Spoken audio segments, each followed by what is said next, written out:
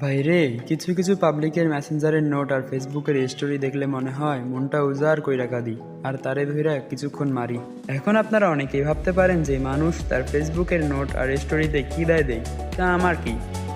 কিন্তু ভাই, কোনো 12 বছরের মেয়ে যদি মেসেঞ্জারের নোটে লেখে কেউ অনলাইনে কাজ করতে চাইলে ইনবক্সে, তাকে আর না বলি, পাপ তো আমার কম হবে না। আর যদি কোনো 14 বছরের ছেলে তার নোটে লেখে আলহামদুলিল্লাহ, আমি আমার স্বপ্নের রাজকুমারী পেয়ে গেছি। এই লেখাটি দেখে যদি আপনার হাসি না পায় তাহলে ভাই আপনাকে জোকারে হাসাতে পারবে না।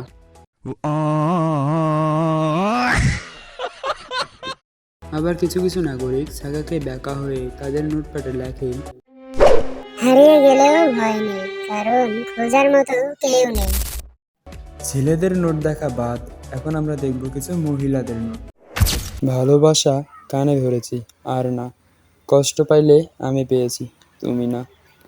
ভাই, এইসব মহিলা মানুষের নোট দেখলে মনে হয় কানের নিচে একটা ঠাটায়া বসায় দিয়ে আসি। আলার পুত।